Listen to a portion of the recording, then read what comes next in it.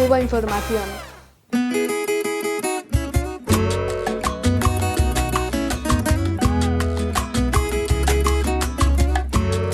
Bienvenidas, bienvenidos a un nuevo espacio de entrevista en Cuba Información. Hoy vamos a hablar sobre Venezuela, ese país y ese proceso político tan demonizado también como el de Cuba en los medios de comunicación corporativos. Ahora parece que hay como una especie de tranquilidad mediática, entre otras cosas porque en este país hay crecimiento económico y hay una recuperación ostensible de la vida política, social, económica.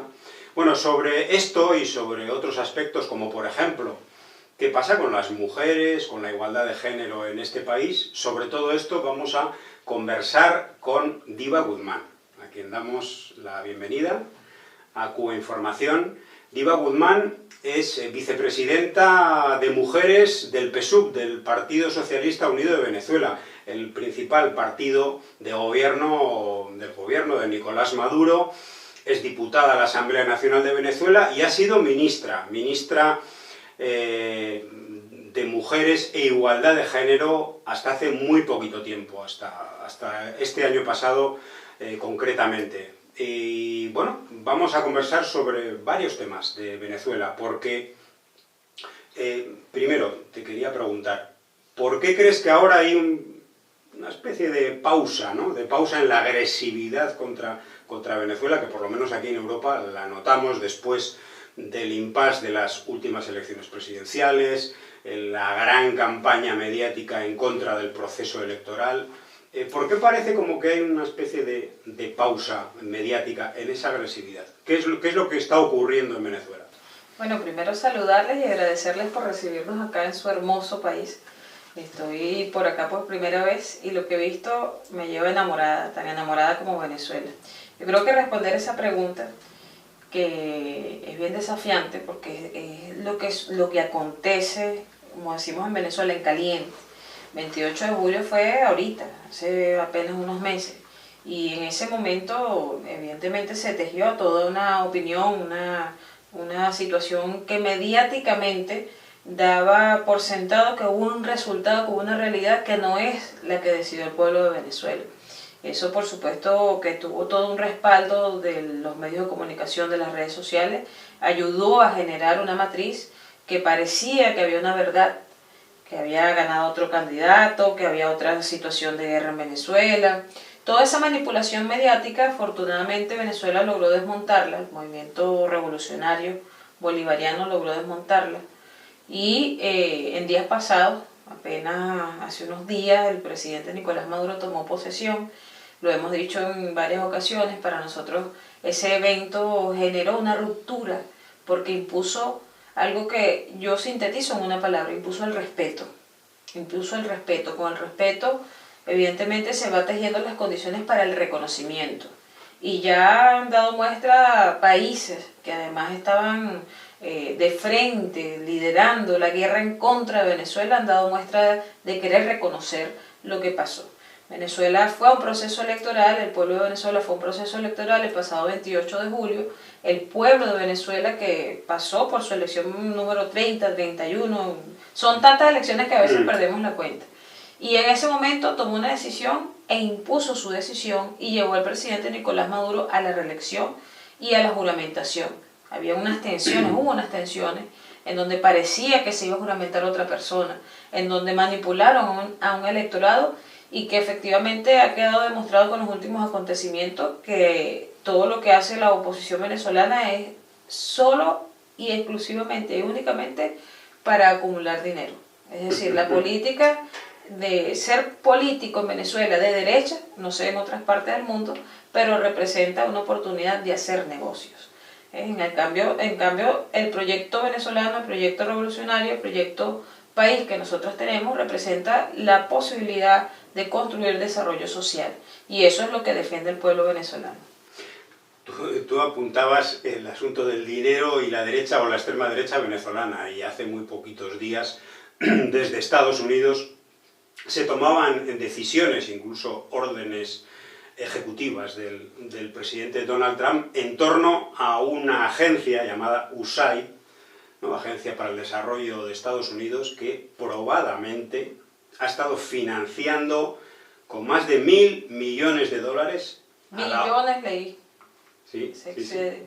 sí. Yo creo que son 1.800 millones en estos últimos Está años. subiendo la cuenta. Sí, sí, sí. La deuda de día tras día. A la oposición venezolana. ¿Qué quiere decir esto? Porque claro, hay gente que le resta importancia, ¿no? Que la oposición de un país esté sostenida, financiada y por lo tanto monitoreada y dirigida por el gobierno de otro país, que además es un país o un gobierno que impone un bloqueo, que incluso bueno, ha financiado y desarrollado operaciones de otro tipo contra Venezuela. ¿Qué significa esto? Mira, yo creo que se están graduando como unos grandes estafadores.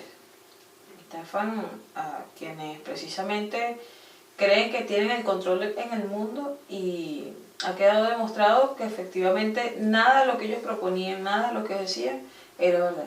Lo importante es lo que está revelándose en las últimas horas, que va subiendo la cifra, empezó con un monto y ahora va incrementándose, y estamos seguros que hay más. Lo importante de todo esto es que el pueblo venezolano y todos los pueblos en el mundo pueden ver lo que pasa detrás de la política cuando intenta violarse el derecho internacional, violarse el derecho a la autodeterminación y violarse los derechos humanos. Cuando se intenta hacer todo esto, vemos que efectivamente, en primer lugar, nunca tienen el resultado que esperan. Los pueblos no se dejan engañar. Al menos lo que nosotros destacamos en nuestro pueblo, en nuestro país, es que no se deja engañar. La oposición venezolana lamentablemente perdió la conexión con las bases. Lamentablemente, lo decimos porque creemos en la democracia, creemos que todas las expresiones y visiones de desarrollo deben coexistir, deben participar. Nosotros además somos diputados y sabemos que debemos ir al debate permanentemente, ir al debate y a la crítica. Pero esta oposición venezolana lamentablemente adopta una conducta fascista. Y ese paradigma fascista les ha hecho a ellos caminar por la ruta, buscar financiamiento para eliminar, extirpar, erradicar y asesinar a chavistas. Tuvimos lamentablemente 2 cifras que las pusimos las mujeres. 2 mujeres asesinadas después del 28 de julio. Asesinadas porque dieron una orden. Asesinadas además por niños. Lamentablemente tengo que decirlo. Un niño asesinó a una mujer que podía ser su madre o su abuela. Y la mató, y en el testimonio lo que decía es que en la televisión dijeron que había que matar chavistas. Entonces es una oposición que creó un sistema de estafa, que le vendió al mundo una supuesta dictadura, una supuesta toma del gobierno cuando es el pueblo que elige el gobierno. Y bueno, ya vemos lo que hay detrás, ya lo decía hace un rato, es un negocio para ellos, un negocio quedarse con dinero. Ahora, ¿cómo van a rendir cuenta ellos a sus seguidores? No lo sabemos. ¿Cómo van a explicar? Eso les corresponde a ellos aclarar qué hicieron con ese dinero. Cuando la pandemia, yo quiero comentar esto porque me parece importante, creo que se le olvida al mundo tantas declaraciones que dio el autoproclamado Juan Guaidó. Cuando hubo la pandemia en Venezuela, que además fue llevada por el presidente Nicolás Maduro adelante, ellos ofrecieron dinero. Ahí está el engaño. Ofrecieron dinero a los médicos, a los estudiantes, al pueblo, a la gente, ofrecieron llevar medicina, ofrecieron tantas cosas y eso nunca llegó, pero sí lo cobraron. Sí recibieron la plata, sí recibieron el dinero. ¿Dónde está el dinero? Está en manos de ellos para pagar lujo, para todo lo que sabemos nosotros que hacen con el dinero que se roban. En este caso de los venezolanos, como se han robado también porque tienen gran parte de nuestro dinero secuestrado, que a pesar de todo lo que dicen que van a hacer para regresar la plata, nunca cumplen porque además mienten, y también se roban el dinero ahora de la USAID. Eso no es nuevo, eso siempre lo han hecho, eso no es un organismo nuevo. Yo creo que esta revelación de este hecho hace que revisen la historia, que otras cosas habían detrás de la USAID que financiaba o que siempre ha financiado para tratar de desmontar gobiernos. Hablábamos de las últimas elecciones presidenciales en Venezuela, tan polémicas desde el punto de vista de la mediática internacional y de la derecha. Pero no son las únicas elecciones en Venezuela. De hecho, hay que decir que Venezuela posiblemente sea el país donde más elecciones y más tipo distinto de elecciones hay en el mundo. porque pronto va a haber más procesos electorales. Hace unos días se producía creo que la segunda consulta del año, la primera del año, en torno a los proyectos comunitarios que eligen las personas, las comunidades en los barrios, para llevar adelante con fondos del presupuesto del Estado. Pero pronto en abril hay nuevas elecciones. Me gustaría que me comentaras un poco estos procesos electorales, en qué marco se insertan y con qué proyección. Bueno, mira, ya decía que Venezuela es uno de los países que más procesos electorales ha desarrollado en los últimos años. Este año esperamos que se desarrollen 10 para contar.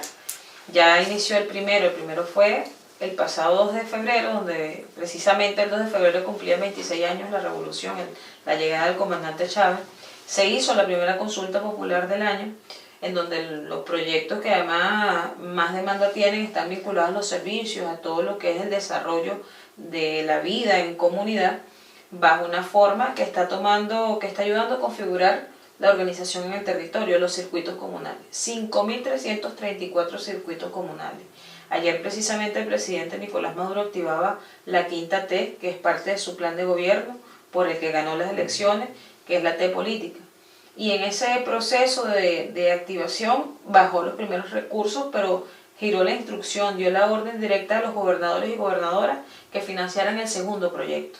Esto es un ejercicio que ha logrado convertirse en una nueva fórmula para ejercer el poder.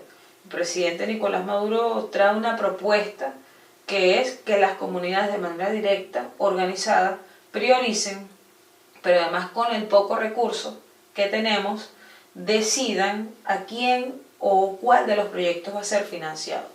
Pero eso además permite planificar el desarrollo, porque te queda un pool de proyectos que posteriormente van a seguir siendo financiados. Son 4 consultas populares las que se habían proyectado, pero el presidente incorporó 2 más. Una con proyectos específicos para la juventud. El pasado domingo veíamos una cantidad de jóvenes participando que habla de que hay un relevo en formación. Y eso es muy positivo para nuestro proyecto, que tiene el desafío de cambiar la cultura política. El presidente dice, bueno, vamos a hacer una consulta solo para que los jóvenes voten por el proyecto de desarrollo que ven desde su comunidad. Y agregó otro proyecto, otra consulta más, que es vinculado a un proyecto cultural. Entonces hay una gran voluntad del presidente de administrar de forma directa con la gente y en base a sus soluciones. Pero de acuerdo a la Constitución, también deben desarrollarse varios procesos formales electorales, como es precisamente la elección que vamos a tener el 27 de abril, anunciada por el Consejo Nacional Electoral el pasado lunes, 3 de febrero, donde, fue antes del 3 de febrero, hace como 2 semanas, él convoca que el 27 de abril se deben elegir gobernadores, gobernadoras, consejos legislativos y diputados y diputadas a la Asamblea Nacional. Son 277 diputados. Venezuela tiene la modalidad de lista nacional y de listas y circuitos por cada región. Esto da un total de 277 diputados. Ciertamente somos la fuerza mayoritaria. El Partido Socialista Unido de Venezuela tiene las 2/3 partes. Somos 256 diputados y diputadas del Partido Socialista, y hay una oposición democrática, una diversidad de partidos políticos que también ocupan curules en la Asamblea Nacional. Este periodo que todavía está vigente va a tener la convocatoria de elecciones, pero seguramente haría esta asamblea el 5 de enero del 2026, como está contemplado en la Constitución. Yo quiero destacar también una convocatoria que hacía el presidente, que la meta es poder realizarla este año, que es la reforma. Esa sería la elección número 10, la reforma constitucional. El presidente Nicolás Maduro el pasado 15 de enero presenta un mensaje anual que establece la Constitución y hace un llamado a la convocatoria de debatir sobre 3 grandes conceptos fundamentales para el desarrollo de nuestro país. Por eso convoca a esta reforma constitucional. En primer lugar, nos habla de la necesidad de profundizar, de revisar el concepto de democracia. Cómo hacer y construir más democracia en nuestro país. Cómo desapegarnos y romper con un paradigma de democracia liberal manipuladora, de realidades que además no solamente ha pasado en Venezuela, sino que viene generando muchos movimientos en el mundo. ¿Qué hacemos con la democracia? ¿Cómo la garantizamos? ¿Cómo la profundizamos? Segundo planteamiento que hacía el presidente, el tipo de sociedad que queremos. ¿Cuál es la sociedad que soñamos hacia adelante, hacia el futuro? ¿Qué queremos que sea nuestro país?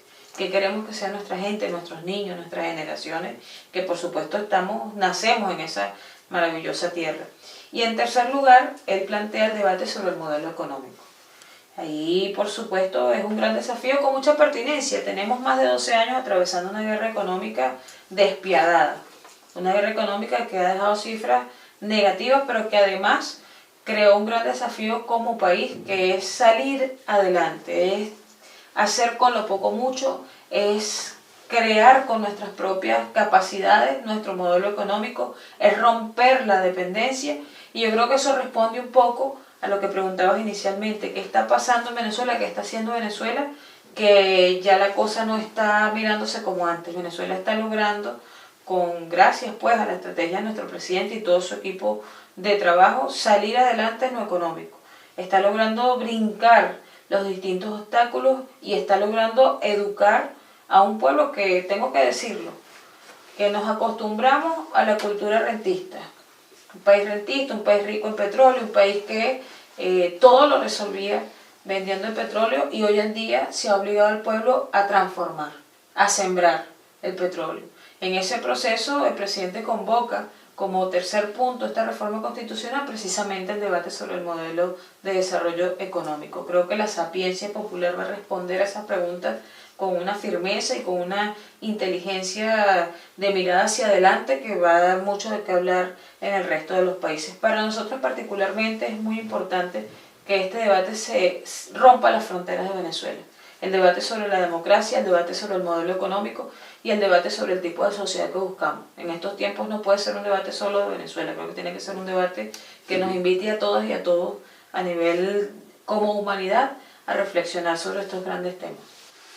En cuanto al tipo de sociedad, un tema crucial, importante, esencial, sobre todo en estos tiempos que corren, es la igualdad de género, las relaciones equitativas entre mujeres, hombres. ¿Cuáles serían los principales retos que tiene hoy en día la revolución bolivariana en cuanto a los derechos de las mujeres, por ejemplo? ¿Y cuáles han sido los avances en estos últimos años? Mira, nosotros siempre hemos contado en distintos espacios, quizás con el ejercicio un poco odioso de comparar, pero sí nos gusta hacer mención del avance en materia legislativa. Nosotros contamos en el país con 2 reformas de la ley orgánica del derecho de la mujer a una vida libre de violencia. Y con esa reforma hemos avanzado en políticas preventivas. Pero además logramos también diseñar y hacer real una ley que para muchos puede ser innecesaria, para nosotros es bastante importante, que es la ley del uso del lenguaje no sexista. Reivindica además lo que se avanzó en la Constitución. La Constitución de la República Bolivariana de Venezuela reconoce el trabajo del hogar como un trabajo capaz de generar riqueza. Todo ese proceso e incorpora el lenguaje de género, todo ese proceso ayudó a construir y a configurar unas bases jurídicas, unas bases legales que hacen que la mujer en Venezuela sea el 80% del liderazgo popular, el liderazgo social, el liderazgo que hace una política que aviva y encarna una política como la política de los CLAP, una política que surgió en una coyuntura de desabastecimiento de la comida, de escondernos la comida, de guerra económica. Cuando el presidente diseña esta política, las mujeres se ponen al frente. Yo destaco mucho este elemento o este ejemplo porque cuando tú caminas por las comunidades y vas al tema de la consulta popular, te sientas con un consejo comunal, hablas en una comuna, te reúnes en el partido, todo el liderazgo tiene rostro de mujer. Y eso es un indicador social, quizás no es tan fácil de medirlo o demostrarlo, pero que las condiciones legales, jurídicas, el tener un background de leyes que reivindican a las mujeres, pero además tener instituciones, mecanismos de adelanto de la mujer, que diseñan políticas. Venezuela tiene un banco de la mujer, fundó un banco de la mujer en la época de Chávez.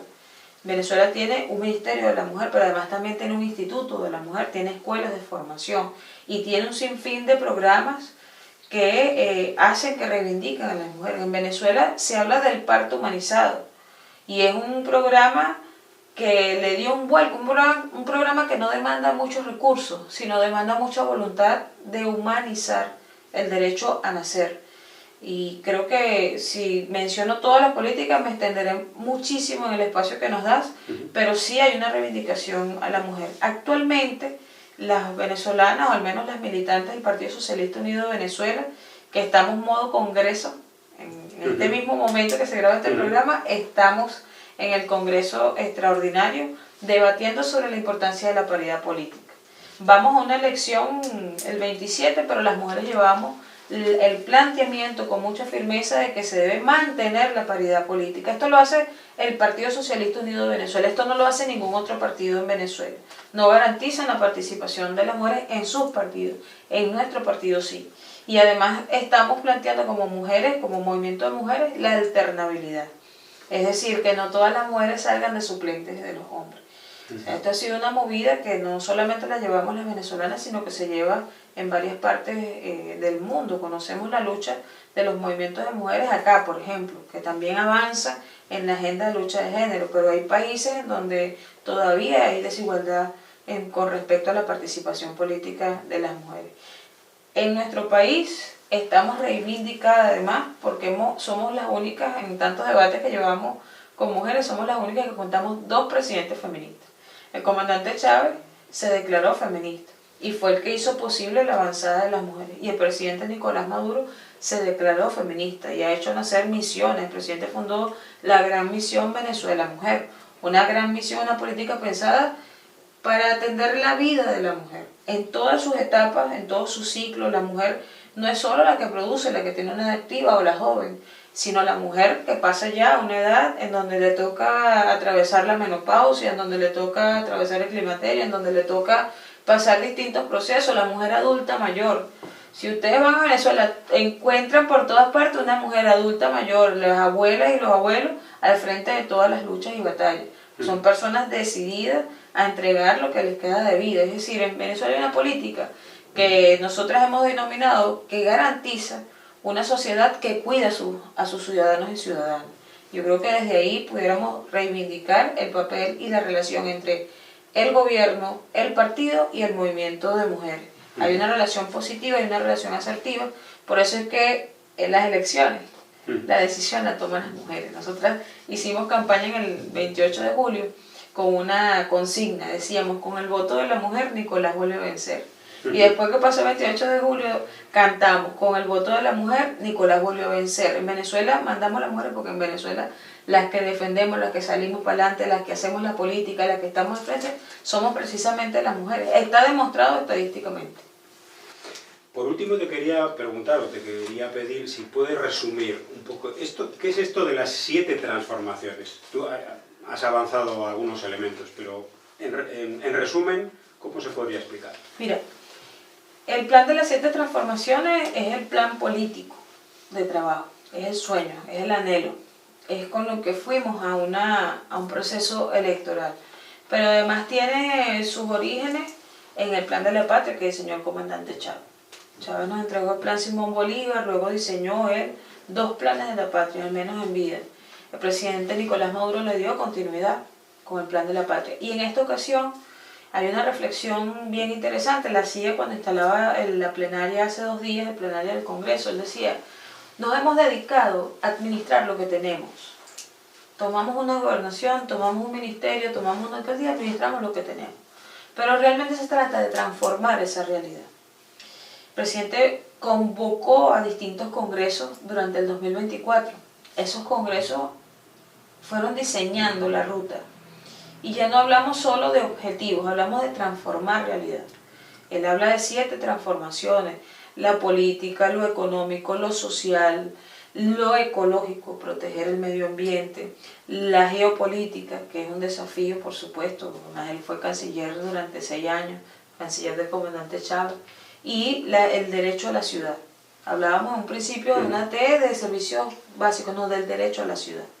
De hecho, vemos este país hermoso y nos inspira para pensar también el derecho a la ciudad como ustedes lo piensan. Y de eso se trata, de aprender de las buenas experiencias y de seguir construyendo.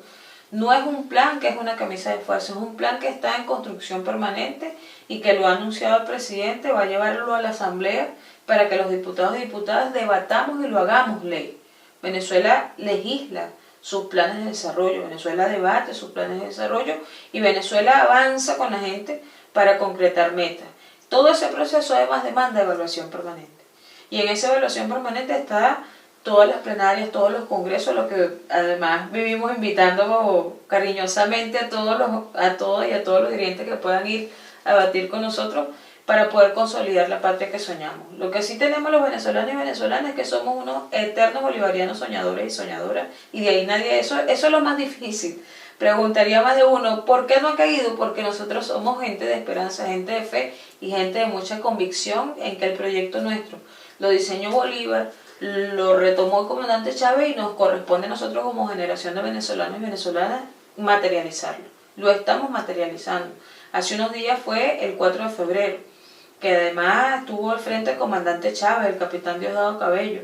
Ellos lideraron un proyecto de rebelión, pero de rebelión contra un modelo neocolonial, contra el colonialismo. Coincidió precisamente el 4 de febrero del 92, 500 años del supuesto descubrimiento.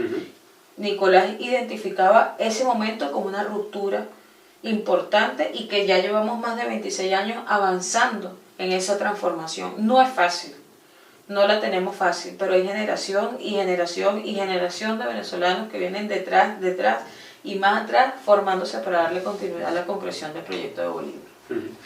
Bueno, hemos conversado con Diva Guzmán, a quien le damos las gracias por acudir a esta cita en Cuba Información, y muy atentos a los acontecimientos, a la evolución de este gran país, la República Bolivariana de Venezuela, donde se celebran tantos procesos electorales que son silenciados absolutamente por los medios de comunicación. Muchas gracias. Y están invitados. Gracias.